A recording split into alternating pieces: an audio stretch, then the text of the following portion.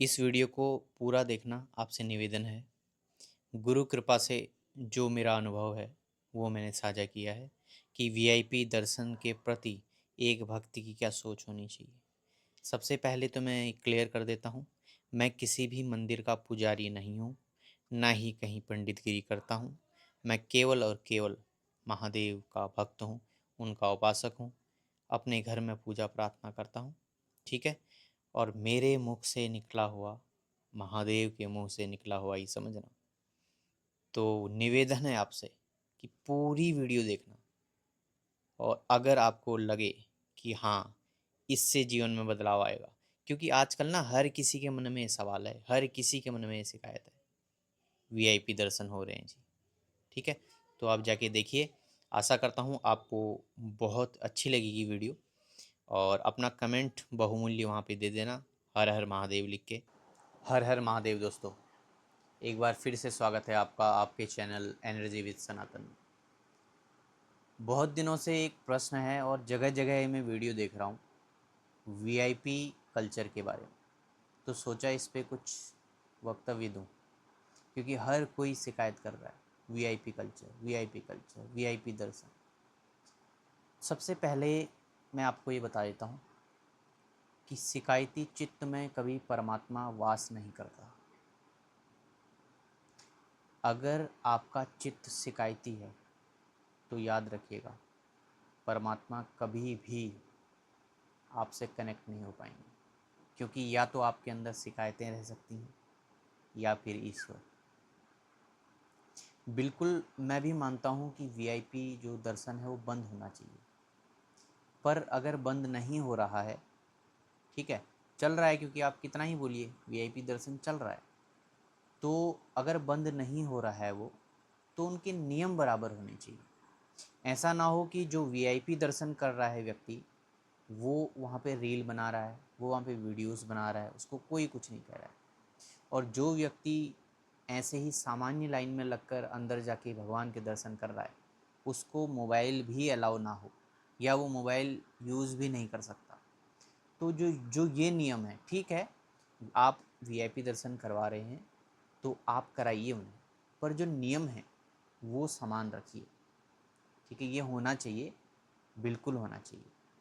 पर अगर कोई वीआईपी दर्शन कर रहा है तो हमें उससे दिक्कत क्या है?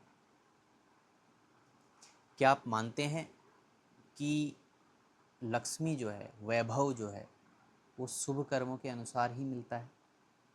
क्या आप मानते हैं सनातन धर्म की यह लाइन, कर्म प्रधान विश्व रचि राखा, जो जस करहि सो तस फल चाखा?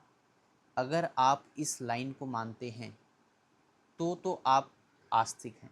अगर आप इस लाइन को ही नहीं मानते सनातन धर्म की, तो आप तो नास्तिक हैं दोस्त। आप दर्शन करने जा ही क्यों रहे हैं?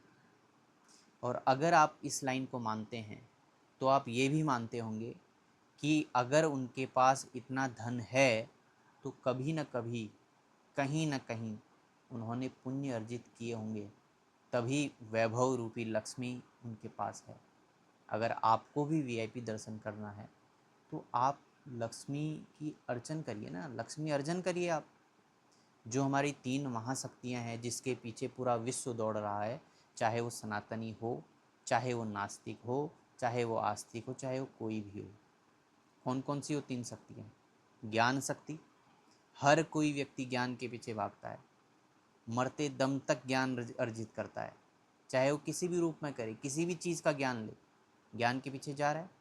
दूसरी धन शक्ति, हर कोई धन के पीछे जा रहा है, धन कमाने के पीछे।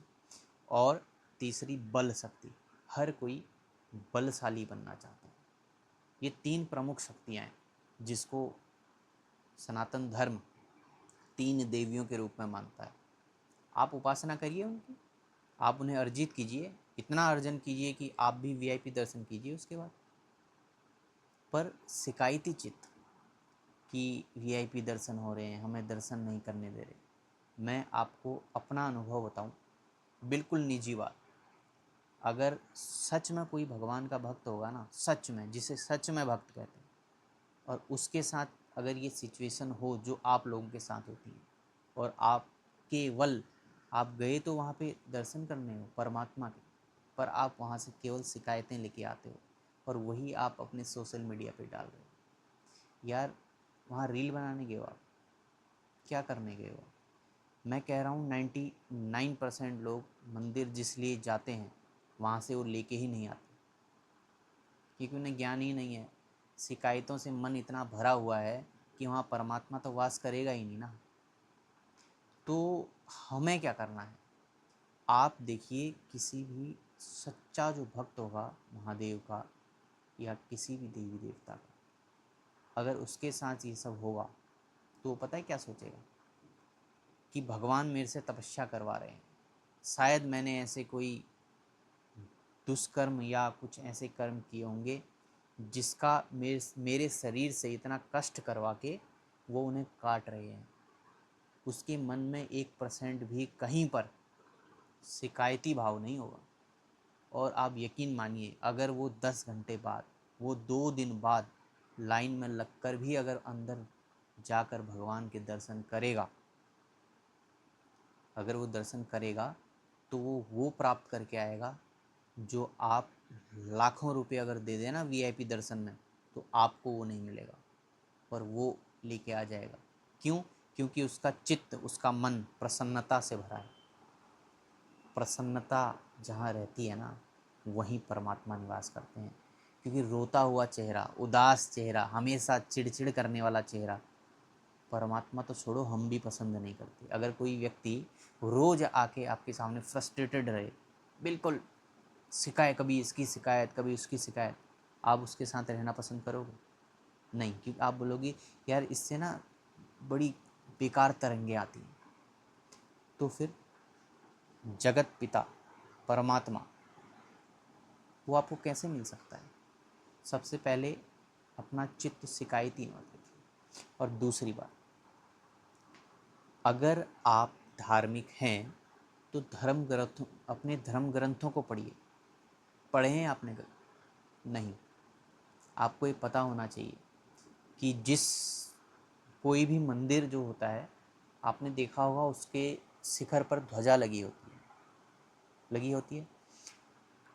आपको ये पता होना चाहिए, अगर आप किसी मंदिर का शिखर दर्शन करते हैं, ध्वजा दर्शन करते हैं और उसे प्रणाम करते हैं, तो उस शिखर के नीचे गर्भगृह में जो भी देवता हैं, जो भी शक्ति विराजमान है, उनके दर्शन का फल आपको मिलता है, बिल्कुल उतना ही जितना आप अंदर जाके दर्शन करें। तो जब शिखर दर्शन से, ध्वजा दर्शन से, उन्हें प्रणाम करने से वही फल आपको मिल सकता है, तो आपको अंदर जाना क्यों है भाई?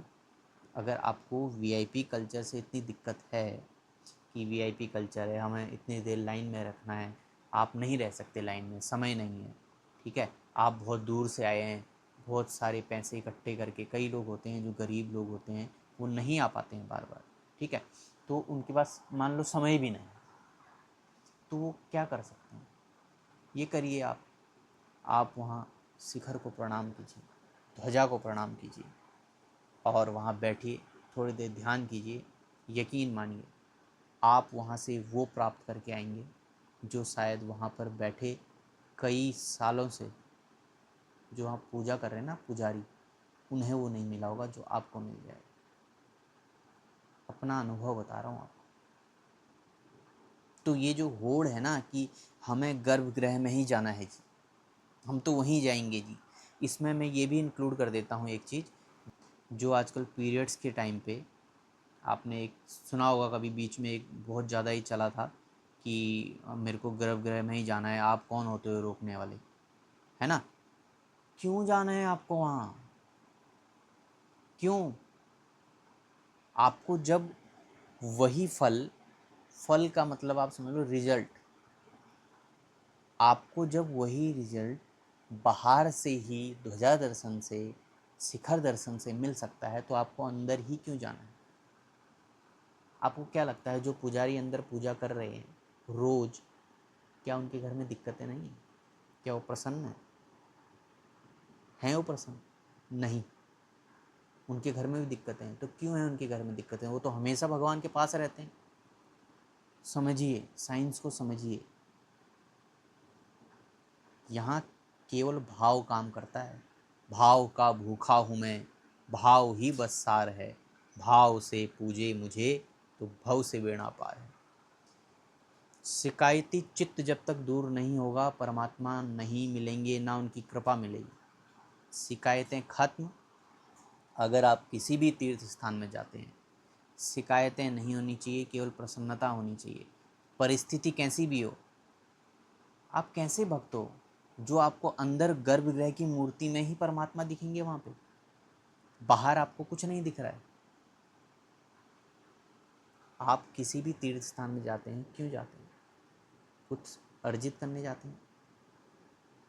आप वहाँ से क्या अर्जित करके ला रहे हैं? शिकायतें। आप हम लोग इतने इतने स्वार्थी हो गए हैं, इतने स्वार्थी हो गए हैं।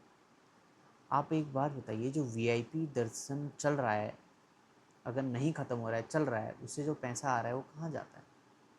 कहाँ जाता है? अभी आप देख रहे होंगे महाकाल मंदिर कितना भव्य और दिव्य बना दिया गया है। काशी कॉरिडोर देखिए, या और भी ऐसे तीर्थ स्थल हैं जो बहुत दिव्य और भव्य बना दिए गए। यार जब सब कुछ फ्री में होगा, वहाँ पर सब कुछ फ्री होगा, तो ये कहाँ से वैभव आएगा भाई? आप कहीं देना नहीं चाहते और चाहते हो कि यहाँ सारी सुविधाएं हों। कैसा हो सकता है ऐसा?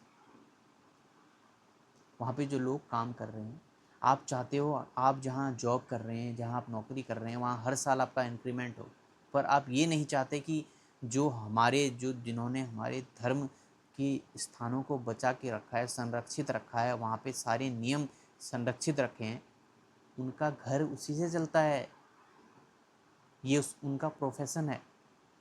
और आप क्या चाहते हो? फटे हाल रहे हैं, वो रोड पे भीख मांगे? बड़ा सोचो, बहुत बड़ा सोचो। ठीक है, आपके पास पैसे नहीं हैं तो आप पैसा अर्जन करो, करो अर्जन। और नहीं कर सकते तो इतना तो कर सकते हो कि शिकायतें, जो चित्त में एक स्वभाव बन गया है शिकायतों का, उन्हें हटाओ। अगर कुछ पाना चाहते हो, जिस लिए वहाँ गए हो, अन्यथा कुछ हाथ नहीं आएगा।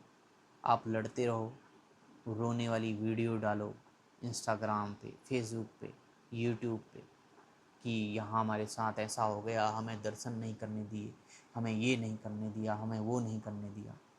आपको ज्ञान ही नहीं है धर्म का, आप सिर्फ वीडियो बनाने गए थे वहाँ। अगर आपको ज्ञान होता, यकीन मानिए, जितनी प्रसन्नता किसी व्यक्ति को अंदर जाके दर्शन करने में है, उससे 100 गुना ज़्यादा प्रसन्नता आपको केवल और केवल महाकाल मंदिर के प्रांगण में एंटर करते हो जाएगी। आपके आंसू झरझर बहने लगेंगे।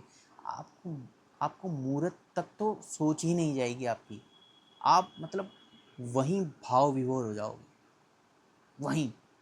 अगर आपको ये ज्ञान होगा कि जो जो उस गर्भगृह में है, उसका जो शिखर है, क्या है वो? मंदिर की शिखा।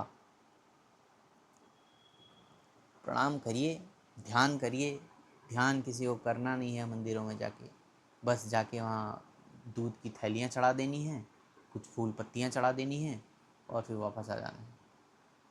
मंदिर ध्यान के स्थल हैं। ध्यान में जाओ, 15-20 मिनट करो कुछ, तब कनेक्ट कर पाओगे।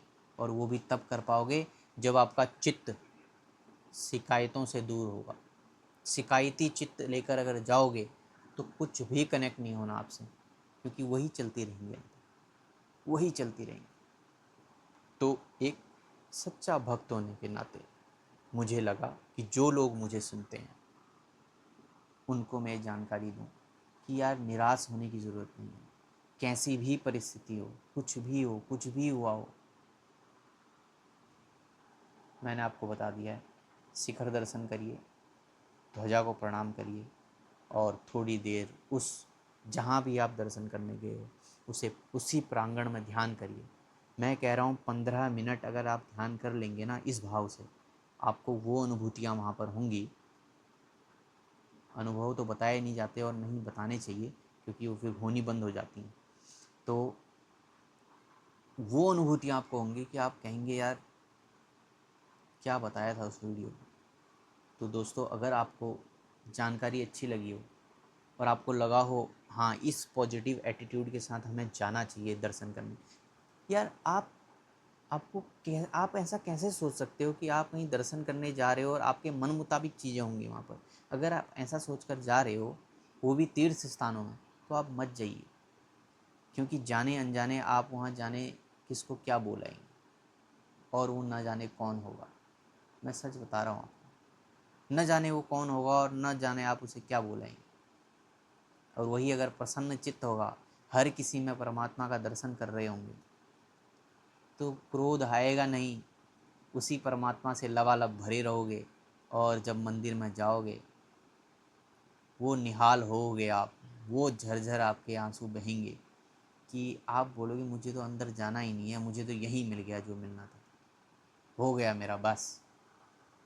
आपको अगर पंडित लेके भी जाएगा ना अंदर, आप बोलोगे नहीं बस मैं यहीं से जा रहा हूँ वापस। ये स्थिति होती है, ये स्थिति होती है एक साधक की, ये स्थिति होती है एक सच्चे भक्त की। पर अगर आपको सिर्फ घूमने जाना है, जी हम ना वहाँ भगवान की फ़ोटो देखने जाएंगे और देखेंगे कैसी व्यवस्था है, कुछ उसमें भूल चूक निकालेंगे, ये करेंगे वो करेंगे, तो फिर तो आप यही आडंबर में लगे हो। ठीक है, वहाँ आप ये मत देखिए वहाँ पंडे क्या कर रहे हैं, पुजारी क्या कर रहे हैं, ये क्या कर रहे हैं, वो क्या कर रहे हैं, इससे आपको क्या लेना देना है। आप वकील हो, आपने ठेका लिया है सबको न्याय दिलाने का। सबसे बड़ा न्यायालय वो बैठा हुआ है, अगर उस पर भरोसा है, वो मैंने जो लाइन कही थी स्टार्ट में कि कर्म प्रधान विश्व रचि राखा, पूरे विश्व में कर्म को प्रधानता दी गई है, जो जैसा करेगा वैसा भरेगा। तो आप उनके बारे में गलत धारणा बना के, गलत चीज़ें करके अपना कर्म क्यों बिगाड़ रहे? अपना मत बिगाड़ो, दूसरा बिगाड़ रहा है कोई, उससे कोई मतलब नहीं। आप उसको अपनी दृष्टि बदलो, दृष्टि ऐसी रखो कि हाँ परमात्मा का रूप है, शायद ऐसा ही होता हो। भोले ही बने रहो, भोले ही भोले को पा सकते हैं। जो बहुत बहुत ज़्यादा दिमाग लगाते हैं ना, उन्हें कुछ नहीं मिलता। एक एग्जांपल देता हूँ आपको, वीडियो बहुत लंबी हो रही है, पर जो सच में साधक होगा ना, वो इसको लास्ट तक देख रहा होगा, सच में जो होगा। आप एक बात बताइए, फूल है खिला हुआ, सुंदर पुष्प खिला हुआ है, आपने उसकी सुगंध ली, ओह गदगद हो गया। ठीक है, क्योंकि आप एक भक्त के रूप में, एक साधारण मनुष्य के रूप में उसे ले रहे हो। फूल से खुशबू लिया आपने, उसकी सुंदरता देखी, वाह क्या फूल है, मन प्रसन्न हो गया आपका। वही एक दिमाग वाला साइंटिस्ट अगर उस फूल को उठाएगा ना, जो मतलब दिमाग से चलता है दिमाग, तो क्या करता है पता है? सबसे पहले उस फूल का सारी पंखुड़ियाँ अलग करेगा, उसकी देखेगा इसमें आखिर है क्या, फिर उसके जो पराग हैं वो सारा अलग करेगा, देखेगा इसमें खुशबू कहाँ से आती है, क्योंकि दिमाग लगा रहा है ना। तो इससे उसे कुछ नहीं मिलेगा, ना फूल मिलेगा आखिरी में, ना उसकी खुशबू मिलेगी, ना कुछ मिलेगा। यही ठीक हाल होता है उस व्यक्ति का जो बहुत ज़्यादा शिकायती होता है, दिमाग लगाता है। इस रास्ते में दिमाग से नहीं मिलता दोस्त, भाव से मिलता है। फिर मिलेंगे अन्य किसी वीडियो के साथ, अन्य किसी चर्चा के साथ। तब तक के लिए ये वीडियो अगर पसंद आई हो, लगा हो आपको कि हाँ आपके दोस्त जो भगवान के भक्त हैं उनको ये जानकारी मिलनी चाहिए, हाँ उनका भी ऐसा मनोभाव होना चाहिए, तो उन्हें ज़रूर शेयर कीजिएगा। फिर मिलते हैं, तब तक हंसते रहें, मुस्कुराते रहें। हर हर महादेव।